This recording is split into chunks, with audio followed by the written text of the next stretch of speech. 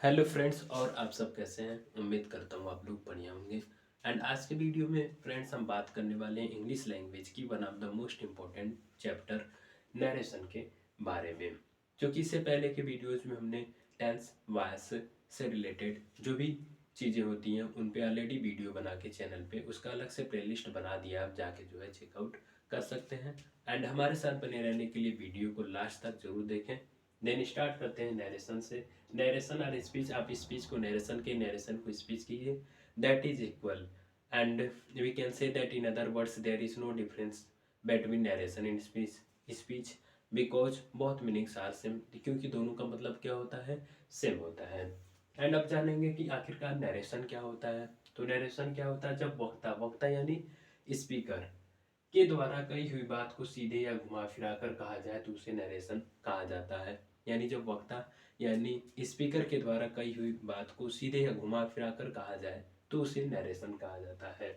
अब आगे हम जानेंगे कि नरेशन की कितनी कैटेगरी होती है। देन पाएंगे काइंड्स ऑफ नरेशन। नरेशन के दो प्रकार होते हैं। नरेशन के कितने प्रकार होते हैं, दो प्रकार होते हैं। Out of them first direct narration and second is indirect narration. And next we have to know what is direct narration. तो डायरेक्ट नरेशन क्या है, जब वक्ता यानी स्पीकर के द्वारा कही हुई बात को सीधे कहा जाए तो उसे क्या कहा जाता है, डायरेक्ट नरेशन कहा जाता है।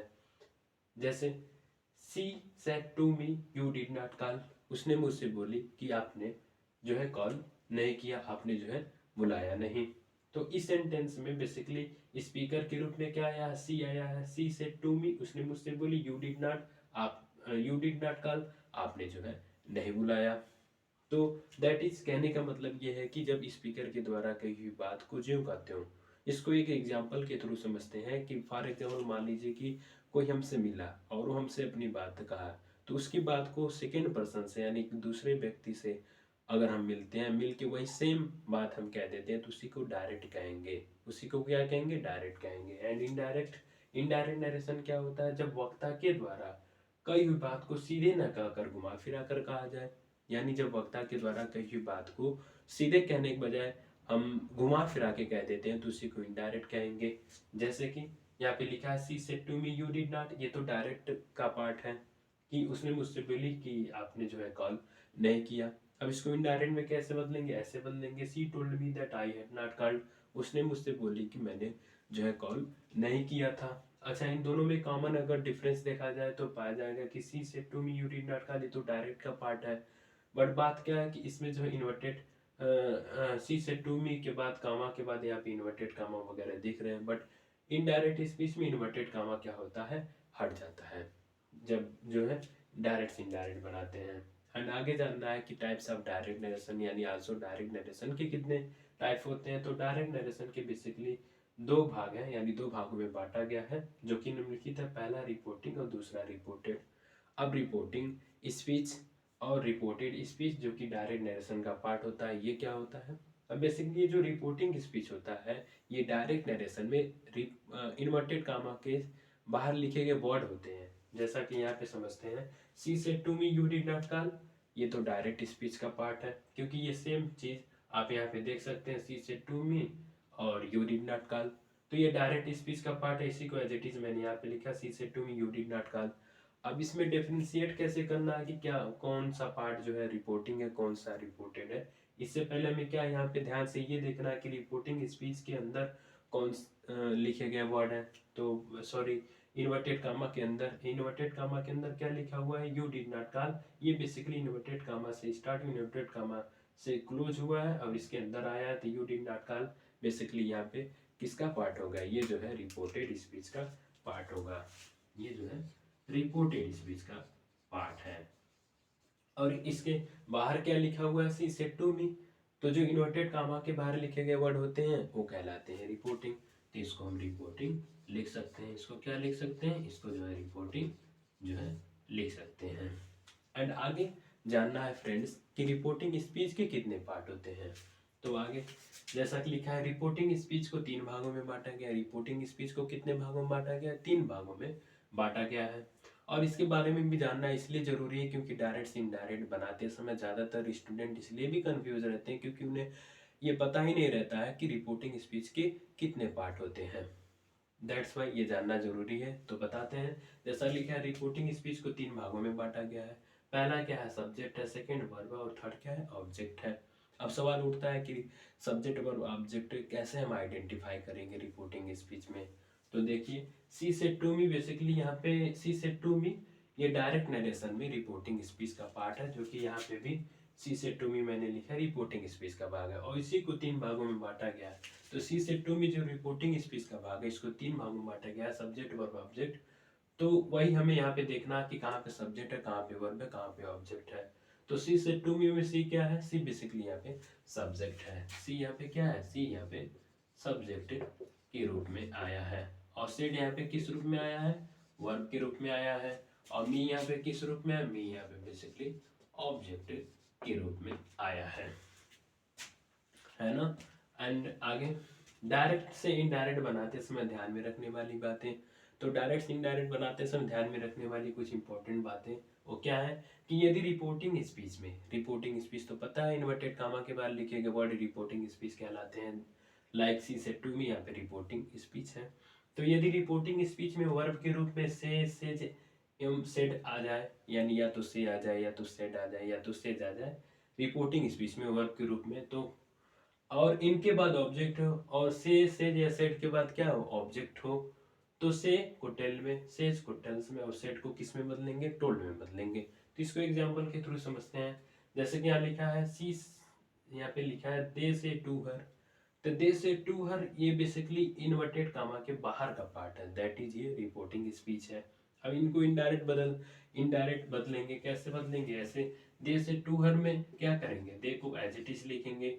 अब यहाँ पे ध्यान से देखने वाली बात ये जो से वर्ब के रूप में आया है ना, से जो वर्ब के रूप में आया, इसके बाद यहाँ पे ऑब्जेक्ट आया है। ऑब्जेक्ट यहाँ पे क्या, ऑब्जेक्ट यहाँ पे जो है हर है। तो क्या करेंगे, जब कभी भी रिपोर्टिंग स्पीच में वर्ब के रूप में से आ जाए, से के बाद ऑब्जेक्ट हो, तो क्या करेंगे, से टू को यहाँ पे टेल में बदलेंगे। किस में बदलेंगे, टेल में, हर को एज इट इज लिख देंगे। इसके बाद इन्वर्टेड कामा लगा करके, और उसके बाद ये जैसा कि मैंने डायरेक्ट स्पीच में डैश दिया है, चूंकि हमको मतलब रिपोर्टिंग स्पीच से है, दैट वाई मैंने डैश दे दिया। तो इनको क्या करेंगे, डैश डैश करके इनको यहीं पे फुल स्टॉप लगा देंगे। आगे ही सेज टू मी भी ध्यान से देखने वाली बात है, ही तो यहाँ पे सब्जेक्ट है, और he says to me basically inverted comma के बाहर है, तो ये रिपोर्टिंग है।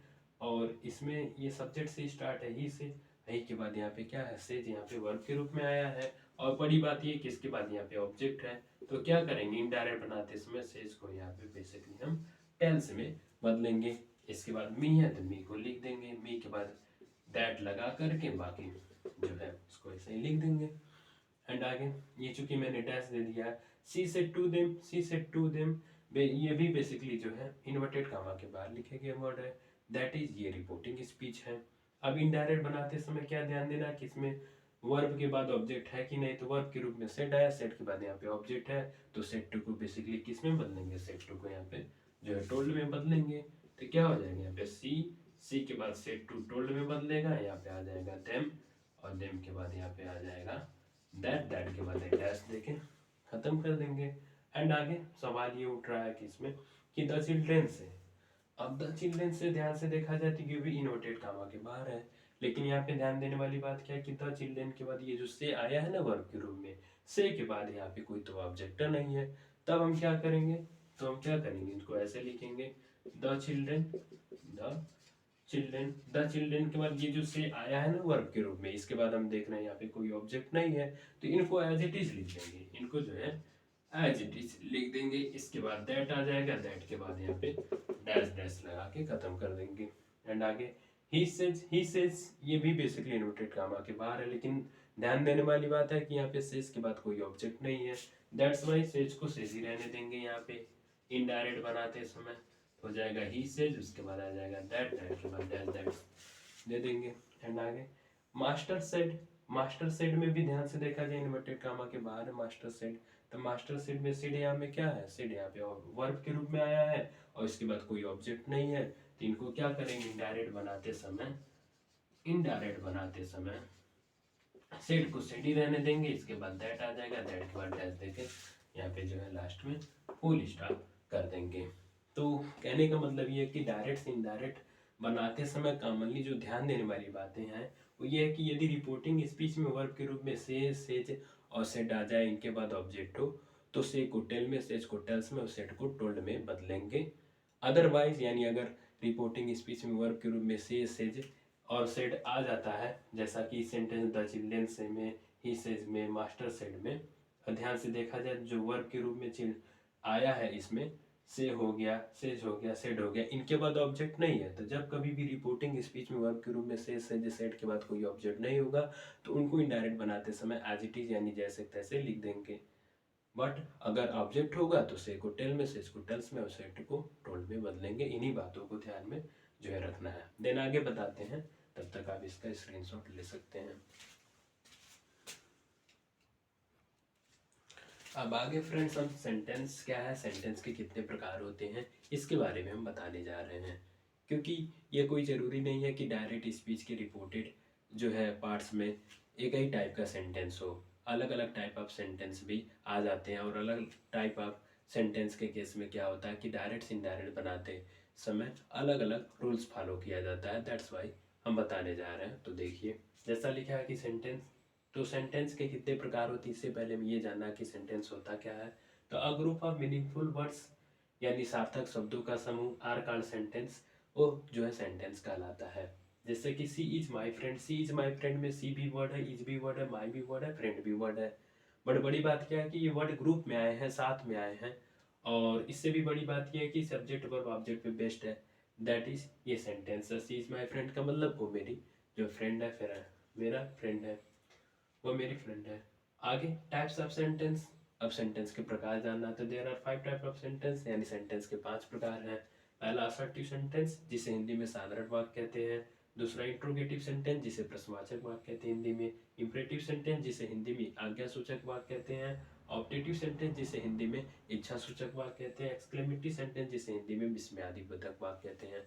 अब वन बाई वन जानते हैं टाइप ऑफ सेंटेंस के बारे में। असर्टिव सेंटेंस क्या होता है? Sentence that gives one which gives only information, यानी ऐसा सेंटेंस जो सिर्फ इंफॉर्मेशन दे, उसी को असर्टिव कहेंगे। जैसे Shubham is a clerk, Shubham एक क्लर्क, हम शुभम के बारे में क्या कर रहे हैं, इन्फॉर्म कर रहे हैं, इंफॉर्मेशन दे रहे हैं, दैट इज असर्टिव सेंटेंस है। एंड असर्टिव सेंटेंस को दो भागों में बांटा गया है, पॉजिटिव है, नेगेटिव है। He is a good boy, ये पॉजिटिव है। He is not good boy, ये नेगेटिव है। एंड आगे आगे इंट्रोगेटिव, इंट्रोगेटिव सेंटेंस क्या होता है कि अ sentence that ask a question, यानी ऐसा सेंटेंस जो प्रश्न करे, उसी को हम क्या कहेंगे, इंट्रोगेटिव कहेंगे। For example when did you reach there, इसका मतलब ये होता है आप वहाँ कब पहुंचे। सेंटेंस की स्टार्टिंग क्वेश्चन वर्ड से, लास्ट में क्वेश्चन मार्क। तो इंट्रोगेटिव सेंटेंस की सबसे बड़ी पहचान या खासियत ये है कि लास्ट में क्वेश्चन मार्क जरूर आता है। और इंट्रोगेटिव को भी दो भागों में बांटा गया है, S N O type, W S type. S N O type sentence की पहचान इंग्लिश में कैसे करेंगे, जो हेल्पिंग वर्ब से स्टार्ट हो। आर यू प्लेइंग चेस में, आर यहाँ पे हेल्पिंग वर्ब है। डब्ल्यू एस टाइप की पहचान जो क्वेश्चन वर्ड से स्टार्ट हो, जैसे हुम आर यू टेलिंग, आप किसको बता रहे हो, स्टार्टिंग हुम से, लास्ट में क्वेश्चन मार्क जरूर आता है, चाहे S N O type W S type हो। यही जो है पहचान होती है। और आगे imperative sentence, a sentence that express order, request and advice, यानी ऐसा सेंटेंस जो रिक्वेस्ट, ऑर्डर, एडवाइस शो करे, उसी को हम क्या कहेंगे, इंपरेटिव। कॉल हिम का मतलब होता है कि, कॉल हिम का मतलब ये होता है कि आप वहाँ आप उसे जो है बुलाओ, तो दैट इज ऑर्डर का सेंस दे रहा है। वर्क हार्ड का मतलब होता है कठिन परिश्रम करिए, अदरवाइज आप लाइफ में सफल नहीं होंगे। तो ये एडवाइस की कैटेगरी में आता है, जिसको मैंने एडवाइस में रखा। काइंडली गिव मी का मतलब कृपया मुझे दीजिए, काइंडली और प्लीज ये रिक्वेस्ट के सेंस में आता है। एंड आगे ऑप्टेटिव सेंटेंस, तो ध्यान देने वाली बात क्या है कि असर्टिव सेंटेंस की पहचान क्या होती है, जिसकी स्टार्टिंग सब्जेक्ट से हो, जैसा कि आप यहाँ पे देख सकते हैं। एंड इंट्रोगेटिव के केस में क्या होता है, या तो हेल्पिंग वर्ब से या तो डब्ल्यू एच वर्ड से स्टार्ट होगा। ये पहचान में पता होना चाहिए। इंपरेटिव सेंटेंस में सेंटेंस की स्टार्टिंग सब्जेक्ट से नहीं होती है, वर्ब से होती है। कॉल भी वर्ब है, वर्क भी वर्ब है, और गिव भी यहाँ पे क्या वर्ब है। आगे optative sentence that express bless or curse, यानी ऐसा सेंटेंस जो ब्लेस या कर्स, ब्लेस यानी आशीर्वाद, कर्स यानी अभिशाप या श्राप के बारे में बताए। मे यू लिव लॉन्ग का मतलब क्या, ईश्वर करे आपको लंबी आयु मिले, आपको दीर्घ आयु प्राप्त हो। तो दैट इज, ये पहला सेंटेंस जो है, मे यू लिव लॉन्ग, ये जो है ब्लेस पे बेस्ड है। और खासियत क्या ऑप्टेटिव सेंटेंस, इसकी स्टार्टिंग में से लास्ट में क्वेश्चन मार्क नहीं आएगा, लास्ट में संबोधन चिन्ह एक्सक्लेमेटरी सेंटेंस और सेकंड वाला में यू गो हेल, ये तो कर्स वाला सेंस दे रहा है। में यू गो हेल का मतलब आप नर्क में जाओ, भाड़ में जाओ। Exclamatory sentence a sentence that express feeling और इमोशन, यानी ऐसा सेंटेंस जो फीलिंग और इमोशन एक्सप्रेस कर, इसी को एक्सक्लेमेटरी कहेंगे। जैसा last my friend is no more का मतलब अरे वो मेरा मित्र अब नहीं रहा। What a clever you are का मतलब आप कितने चालाक हो। तो जब हमें किसी पर्सन के प्रति कोई जो है आश्चर्यजनक बातें पेश करनी हो या किसी के प्रति दुख व्यक्त करनी हो, तो उस केस में जो है वो एक्सक्लेमेटरी सेंटेंस जो है कहलाता है। उसके लिए जो हम वर्ड वगैरह यूज करते हैं। तो आई थिंक आज के वीडियो में इतना ही काफ़ी है। देन मिलते हैं नेक्स्ट वीडियो में। एंड यदि आपको मेरा वीडियो पसंद आए प्लीज़ लाइक सब्सक्राइब करना और शेयर करना ना भूलें। देन मिलते हैं नेक्स्ट वीडियो में, तब तक keep watching, keep learning and keep growing. Thank you so much for watching my this video.